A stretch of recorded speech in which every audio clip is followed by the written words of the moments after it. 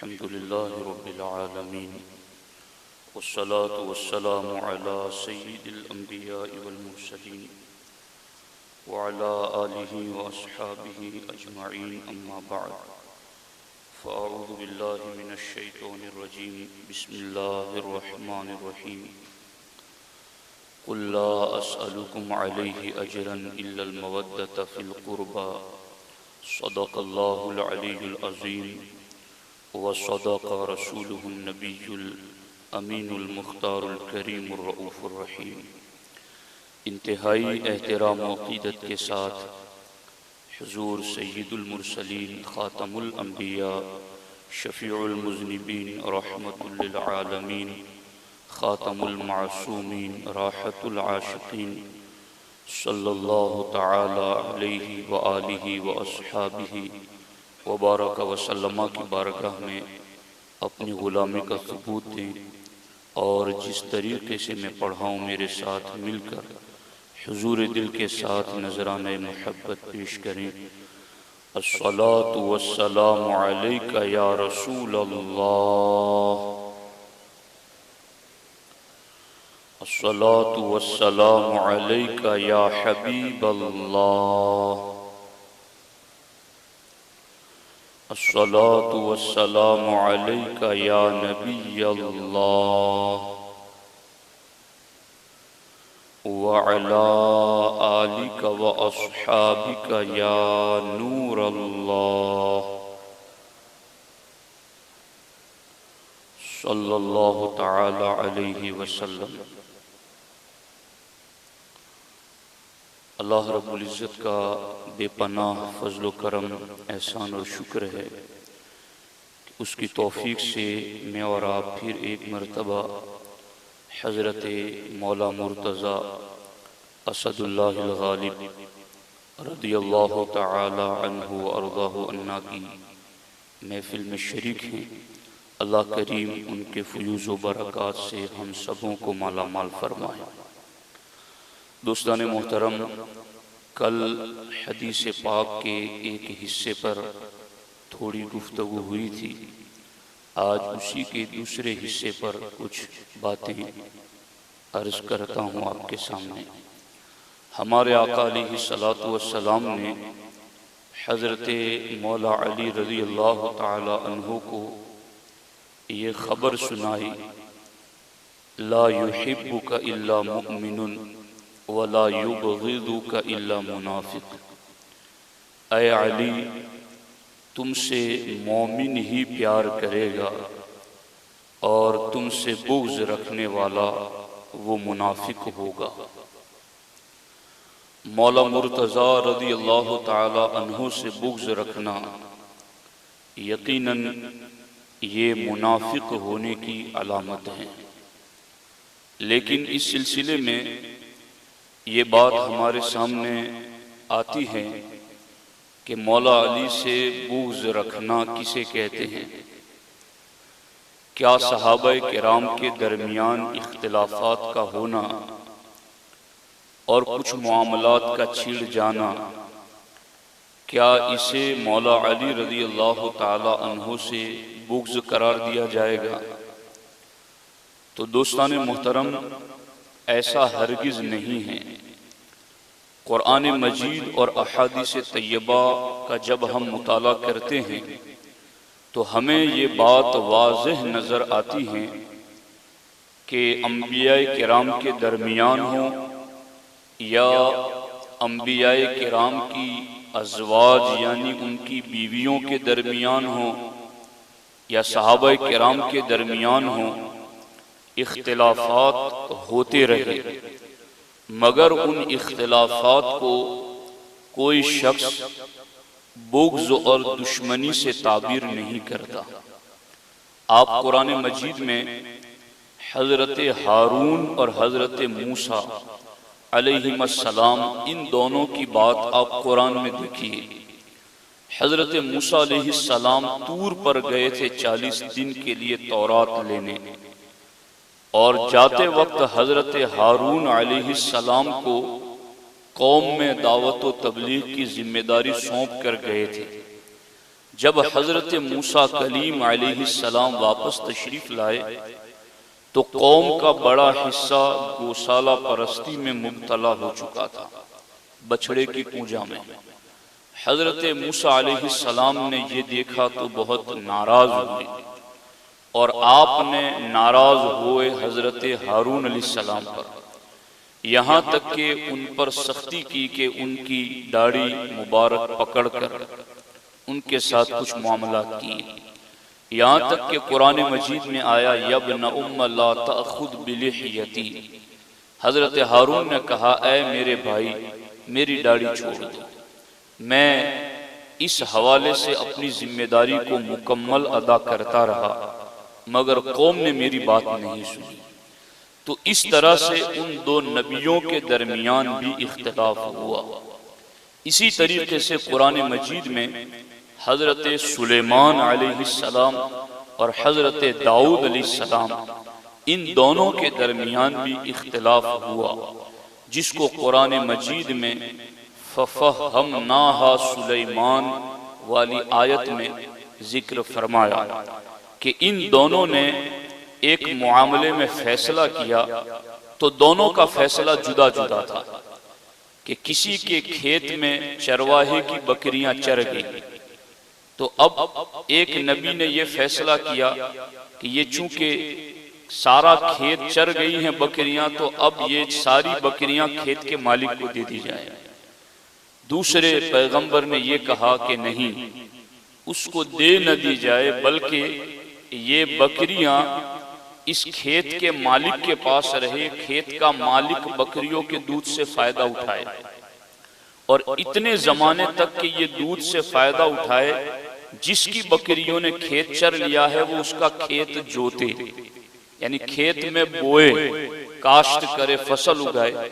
जितनी बड़ी बड़ी फसल थी और बकरियां खा गई थी इतनी बड़ी कर दे, वहां तक इसकी बकरियों से खेत वाला फायदा उठाए। फिर जब वो फसल इतनी बड़ी कर दे तो खेत का मालिक बकरियां वापस कर दे और ये उसका खेत हरा भरा करके उसको वापस कर दे। तो ये भी कुरान मजीद में इनका इख्तिलाफ अल्लाह रब्बुल इज्जत ने जिक्र फरमाया है। हजरत सारा और हजरत हाजरा के मामलात, उनके इख्तिलाफ के अहादीस में जिक्र किए गए हैं।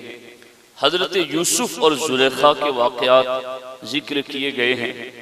इसी तरह के कुछ मामलात अस्हाब रसूल अलैहिमुर रिदवान के दरमियान भी वाक़े हुए कि सहाबा किराम के दरमियान जो इख्तिलाफात वाक़े हुए वो इख्तिलाफ राय का इख्तिलाफ था, वो इख्तिलाफ उनके इज्तिहाद का इख्तिलाफ था।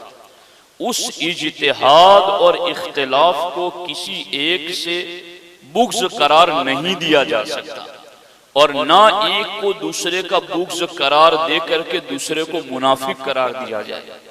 ये जो मैंने बात आपको समझाई है यही अहले सुन्नत का मौक़िफ़ और नजरिया।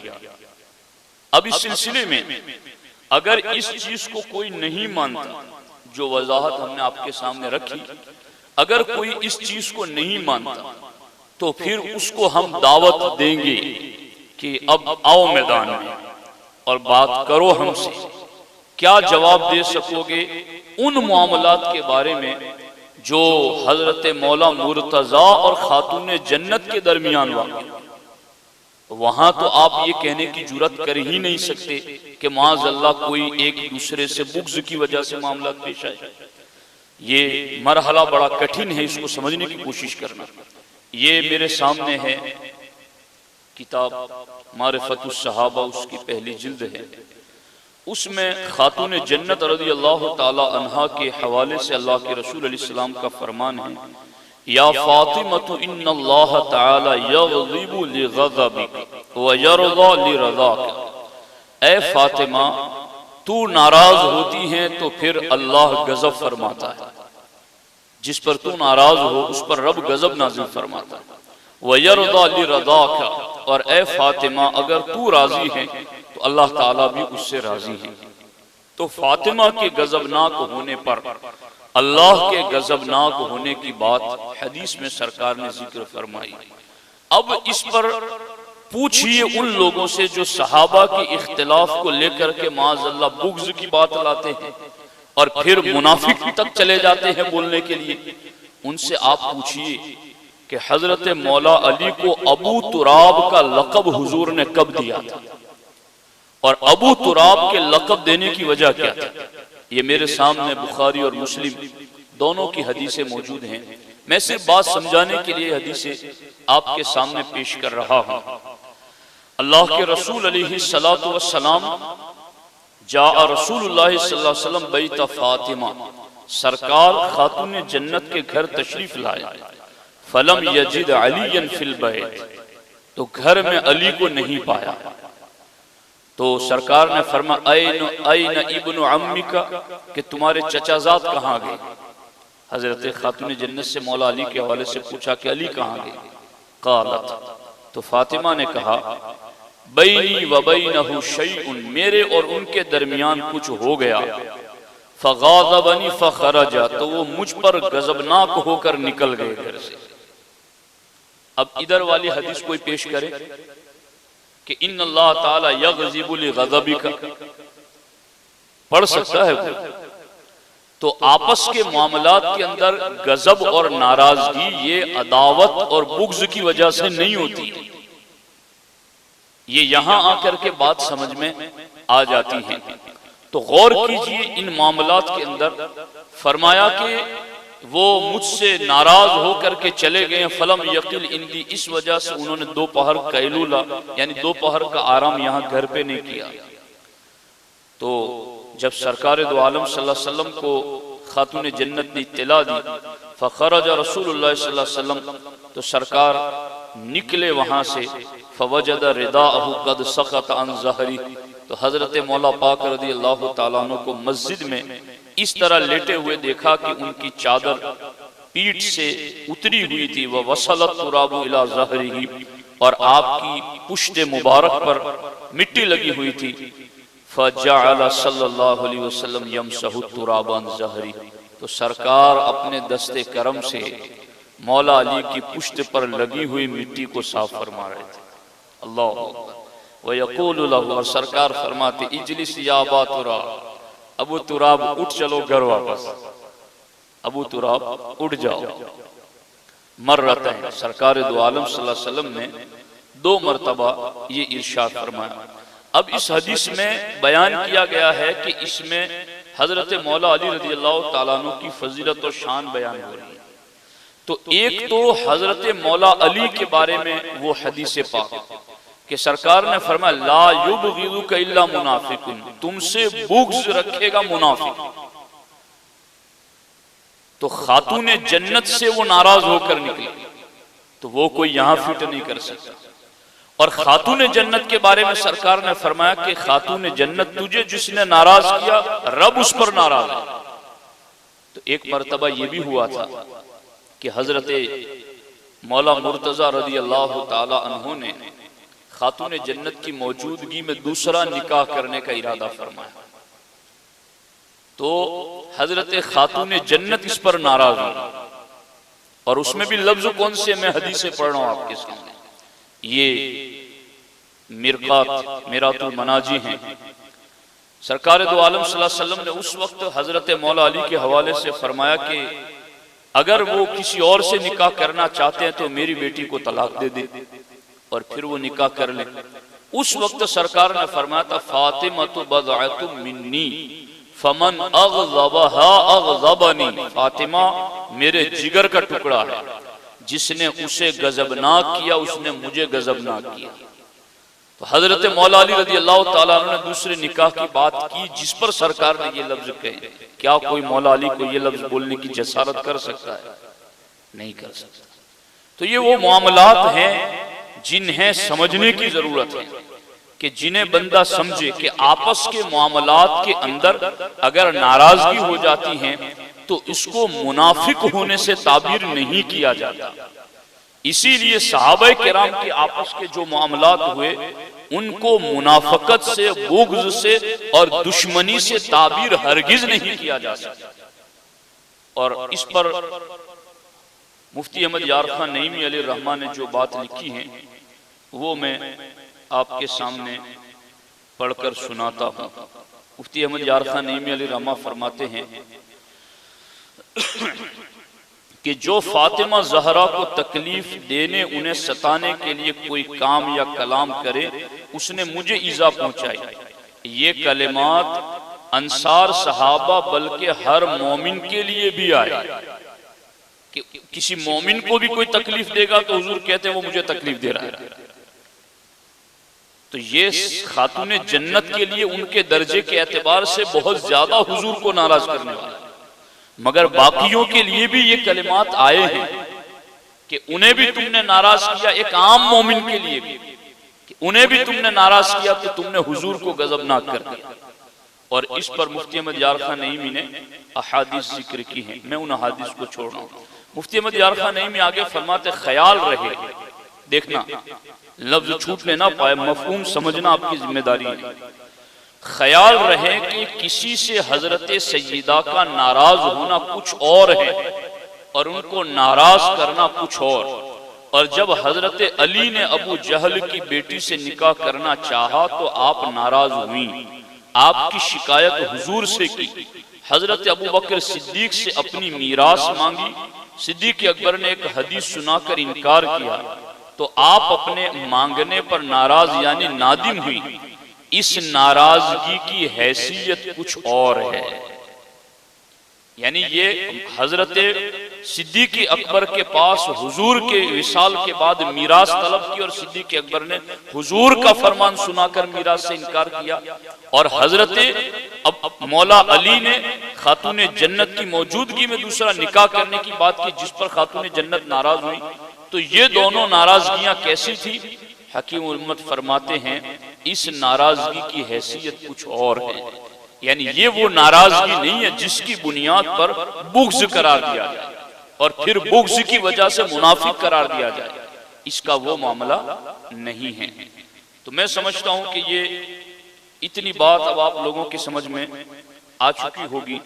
तो इसको अब यहाँ एक बात और भी मैं आपके सामने अर्ज कर देता हूँ कि अल्लाह के रसूल अलैहिस्सलातु वस्सलाम ने इस हवाले से भी एक हदीस पाक में साफ लफ्जों में इरशाद फरमाया है और सहाबा किराम रज़ी अल्लाह ताला अन्हुम अजमईन का भी मामला यही था। ये उसदुल गाबा की चौथी जिल्द है, इसमें सफ़ा नंबर 104 पर लिखा है, हज़रत अबू सईद खुदरी से रिवायत है, फरमाते कुन्ना नअरिफुल मुनाफिकीन नहनु मआशरल अंसार बिबुग़्ज़िहिम अली इब्न अबी तालिब। हजरत अबू सईद खुदरी कहते हैं कि हम सारे अंसार सहाबा मुनाफिक को पहचानना चाहते तो वहां जिक्र अली शुरू कर देते। तो मौला अली से जो बुग़्ज़ रखता तो हम समझ जाते कि ये मुनाफिक है। तो यकीनन मौला अली से बुग़्ज़ रखने वाला मुनाफिक ही है, मगर वो बुग़्ज़ रखने वाला है कौन, उसकी निशानदेही लोग करने के लिए तैयार नहीं। मुझे इस पर शिकायत है, मेरी बात समझने की कोशिश करें। यकीनन मौला अली से बुग़्ज़ रखने वाला मुनाफिक ही है, दोज़खी ही है, जहन्नमी है। लेकिन वो बुग़्ज़ है क्या? अगर इसको ये खुला छोड़ दिया जाए कि नहीं, जो भी मौला अली से जंग करें या जंग जिसने भी की वो सब के सब मुनाफिक हैं माअज़ल्लाह रब्बिल आलमीन, और इसमें किसी तरह की कोई तखसीस तावील न की जाए तो क्या कहेंगे उम्मुल मोमिनीन मायशा सिद्दीक़ा को। और इस पर मैं आपके सामने ये हदीस पढ़ रहा हूं, ये गुजरात के आलिम दीन की ज़ादुल अहबाब से, कि मायशा सिद्दीक़ा की भी जंगे जुमल हुई मौला अली के साथ, मगर उस जंग के बाद ये मेरी आपकी जंगे होती है ना, जो अदावत दुश्मनी बुग़्ज़ की वजह से होती है, तो अपने आप पर तो उन पाक नुफूस को कयास नहीं किया जा सकता। जंग के फौरन बाद मायशा सिद्दीक़ा से पूछा गया सवाल, तो मायशा सिद्दीक़ा ने मौला अली के बारे में क्या कहा, ये मैं आपको पढ़ के सुना। बाकी अभी किसी के साथ हमारी लड़ाई हो जाए और कोई हमसे पूछे कि ये कैसा है, तो क्या मैं कहूंगा कि ये बड़ा तकवा शियार परहेजगार है, क्योंकि बुग़्ज़ की वजह से लड़ाई हुई ना। लेकिन ये देखो,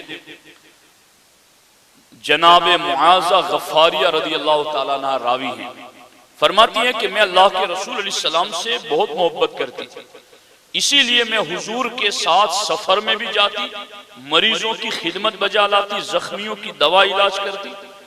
और एक मरतबा में अल्लाह के रसूल सल्लल्लाहु अलैहि वसल्लम की खिदमत शरीफ में हजरत आयशा के हुजरे में दाखिल, यानी माँ आयशा के घर हुजूर थे और मैं खिदमत के लिए वहां पहुंची, और हजरत मौला अली रजी अल्लाह तआला अन्हु घर से बाहर तशरीफ फरमा थी। तो जनाबे मुआज़ा गफारिया कहती हैं कि मैंने हुजूर अलैहिस्सलाम को फरमाते हुए सुना, ए आयशा, ये शख्स, यानी मौला अली की तरफ इशारा किया जो बाहर खड़े थे।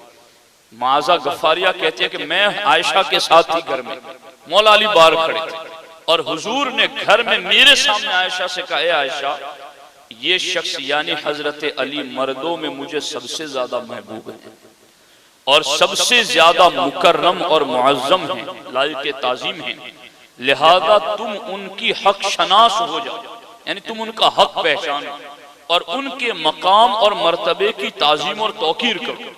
ये सरकार घर के अंदर अपनी हयात ज़ाहिरी में जंग होने से सालों पहले माँ आयशा सिद्दीक़ा को मौला अली का हक बता रहे, उनकी ताज़ीम का हुक्म दे रहे हैं। अब ये हदीस जिन्होंने सुनी थी ना मुआज़ा गफ़ारिया रज़ी अल्लाह तआला अन्हा ने, वो कहती हैं कि जब आयशा सिद्दीक़ा रज़ी अल्लाह तआला अन्हा के दरमियान और जनाब अली के दरमियान बसरा में जो कुछ हादसा रोनुमा हुआ, तो जनाब आयशा सिद्दीक़ा मदीनतुल मुनव्वरा वापस आ गई। तो मैंने आपकी खिदमत में हाजिर होकर अर्ज किया, समझ आ रही कि नहीं आ रही? मैंने आपकी खिदमत में हाजिर होकर अर्ज किया, या उम्मुल मोमिनीन, आज आपके दिल की क्या कैफियत है? अभी अभी आई है ना, वहां से जंग हुई थी, तो आज आपके दिल की क्या कैफियत है?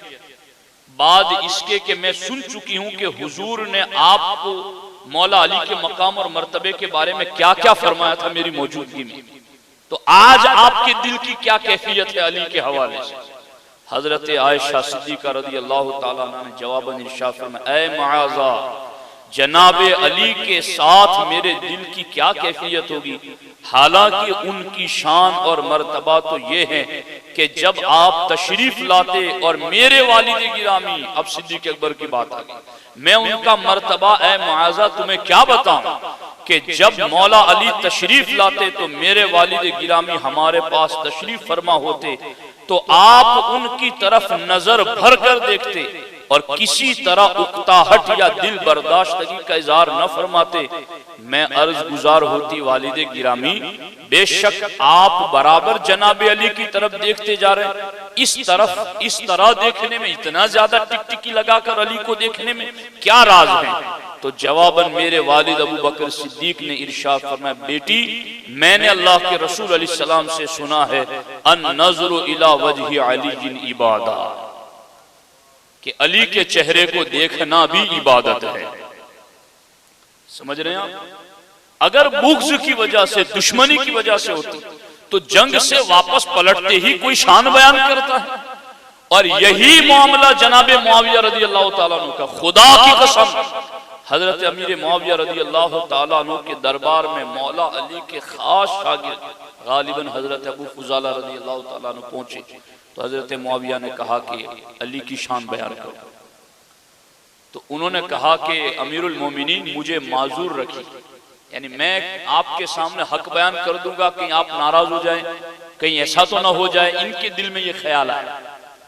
तो उन्होंने कहा कि हजरत मुझे माजूर रखिए, मुझसे न सुने आप। तो हमें हजरत अमीर मुआविया ने इसरार किया, नहीं, अली की शान बयान करो मेरे दरबार में, मेरे सामने। उन्होंने बयान किया, खुदा की कसम ये किताबों में लिखा हुआ है कि इधर हजरत मौला अली की शान वो सहाबी बयान कर रहे थे और उधर अमीर मुआविया की आंखों से आंसू जारी थे, उनकी पूरी दाढ़ी तर हो गई। और जब उन्होंने शान बयान कर चुके तो फिर जनाब मुआविया ने कहा, खुदा की कसम, तुमने जैसा बयान किया अली को अल्लाह ने वैसी ही शान अता फरमाई थी। तो समझ आ रही है कि नहीं आ रही? समझो हारून और मूसा के वाक़े, समझो सारा और हाजरा के मसले को, समझो यूसुफ और जुलेखा के मामले को, समझो दाऊद और सुलेमान के मामले को। तो जब ये सालिहीन को समझना है तो सालिहीन को देखो, सालिहीन को अपने ऊपर कयास करते हो तो फिर खता तो तुमसे हो ही जाएगी। सालिहीन के मामलात को समझना है कि उनके इख्तिलाफात किस नौइयत के होते थे, तो फिर सालिहीन के इख्तिलाफ को देखो। जब उनको देखोगे तो तुम्हें समझ में आएगा कि उनकी राय के इख्तिलाफात ये बुग़्ज़ की वजह से, निफाक की वजह से नहीं होते थे। समझ आई कि नहीं आई? अब इसी पर मेरी गुफ्तगू का एक हिस्सा खत्म हुआ। अब तो मैं आगे तो और एक लंबी बात करना चाहता था, लेकिन अब मुझे जम्बूसर पहुंचना भी और बात मैं शुरू कर दूंगा तो फिर हो सकता है कि इफ्तार तक बात चली जाएगी। बाकी अब मैं जो अगली बात जिसको मैंने हदीस से कोट करके लाया था कि असल में मसला यही है कि जिन्होंने मौला अली से बुग़्ज़ रखा ना, उनको लोग भूल गए, उन खारजियों को भूल गए। मौला अली की जंगें दो ग्रुप से हुई थी।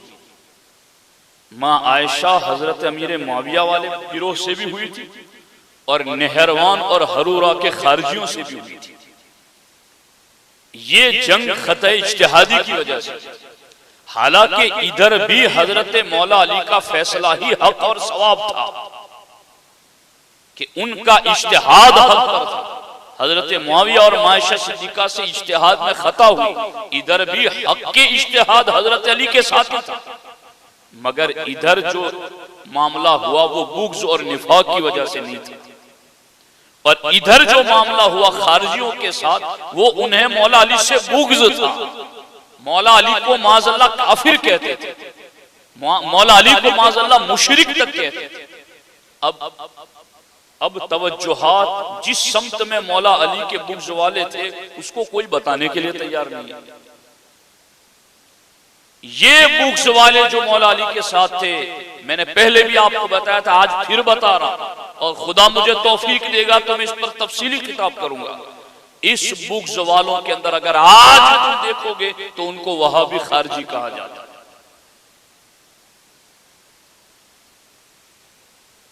मगर अब हालात कैसे बदल चुके हैं कि मौला अली के बारे में हदीसें खूब पढ़ो, वारदात करते हैं, अली से बुग़्ज़ रखना निफाक है, तो बताते नहीं है कि वो बुग़्ज़ रखा किसने है, वो तो बताओ। इसका नुकसान क्या होगा? इसका नुकसान ये होगा कि अगर अमीर मुआविया को बुग़्ज़ की वजह से तुमने जंग करने वाला करार दिया और उन्हें मुनाफिक करार दिया, तो कुरान का क्या करोगे जिस कुरान की वही को वो लिखा करते थे? फिर तो राफ़ज़ियों की बात ही तुम्हें माननी पड़ेगी कि माज़अल्लाह कुरान नाकिस है। वो यही कहते हैं कि कुरान नाकिस है, माज़अल्लाह रब्बिल आलमीन। हम ये मानते हैं कि कुरान जैसा था वैसा है और वैसा ही क़यामत तक रहेगा। और ऐसा मानने के लिए तुम्हें मानना पड़ेगा कि सारे वही के लिखने वाले अमानतदार थे, उनमें कोई मुनाफिक नहीं था। हजरत उमर के दौर में हजरत अबू मूसा अशरी रज़ी अल्लाह ताला अन्हु किसी इलाके के गवर्नर थे, वहां का रिपोर्ट सब कुछ लिखवा कर लेकर आए थे। तो उस वक्त तो दरबार तो होता नहीं था, मस्जिद में ही सारे फैसले होते थे। हजरत उमर ने अबू मूसा अशरी को कहा कि लाओ हिसाब किताब दिखाओ, तुम्हारा सारे रजिस्टर चेक करें। तो रजिस्टर में लिखाई बहुत अच्छी थी, खुश खत अच्छे अंदाज में लिखा। हजरत उमर ने कहा कि ये तुम्हारा मुंशी कौन है, बहुत अच्छा लिखा, और ये यहाँ क्यों नहीं आया, कहाँ है वो? कहा हुजूर वो मस्जिद में नहीं आ सकता। हजरत उमर अलर्ट हो गए कि क्या वो जुनबी है, नापाक है कि मस्जिद में नहीं आ सकता? तो हजरत अबू मूसा अशरी ने कहा हुजूर वो जुनबी और नापाक तो नहीं, लेकिन वो मुसलमान नहीं, वो कोई यहूदी या ईसाई था। हजरत उमर ने हजरत अबू मूसा अशरी रज़ी अल्लाह ताला अन्हु को सख्त लहजे में कहा कि तुमने एक गैर मुस्लिम काफिर को अमानतदार कैसे समझ लिया? कहा हुजूर इससे बेहतर लिखने वाला उस पूरे इलाके में कोई नहीं है। हजरत उमर ने कहा अगर फर्ज करो आज ये मर गया तो तुम किससे लिखवाओगे? कहा फिर तो मुझे कोई तैयार करना पड़ेगा। कहा फिर आज ही तैयार करो। जो उमर रजिस्टर के अंदर लोगों के आने जाने खरीदो फरोख्त के हिसाब किताब किसी गैर मुस्लिम को न लिखने दें, क्या उस उमर के नबी ने कुरान की वही मुनाफिक से लिखवाई?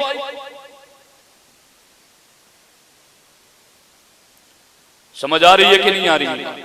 इसलिए ये तो हजरत मौला मुर्तजा की शान पर पहरा देना है।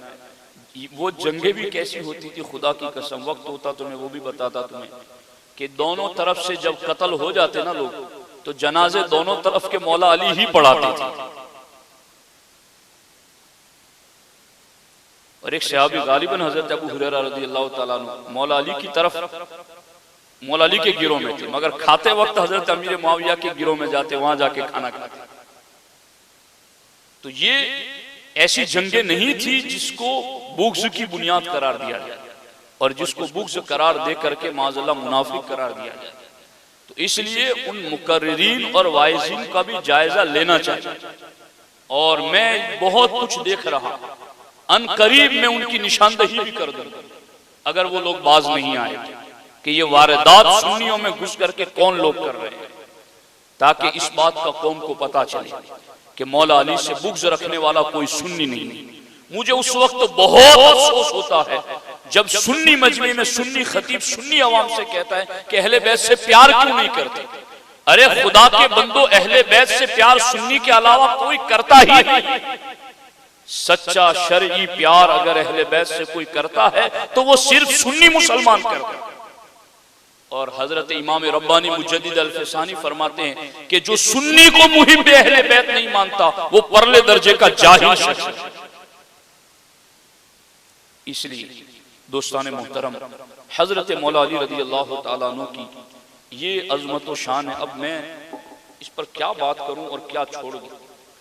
अब मुझे बातें बहुत याद आ रही है, मुझे आगे के मरहले भी याद आ रहे हैं, तो इसलिए मैं इसको यहाँ स्टॉप कर रहा हूँ। इंशाल्लाह अगर कल मुझे वक्त मिला, मुझे आना हुआ या फिर कभी भी, तो इंशाल्लाह मैं कोशिश करूंगा कि आगे वाली बात भी आपके सामने अर्ज करूं कि मौला अली के मुकाबले में जो बुग़्ज़ की वजह से आए थे वो कौन लोग थे।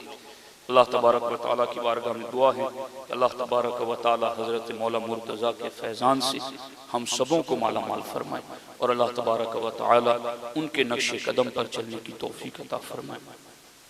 इन्नल्लाह व मलाइकतहु युसल्लूना अलन नबी या अय्युहल्लज़ीना आमनू सल्लू अलैहि व सल्लिमू तस्लीमा।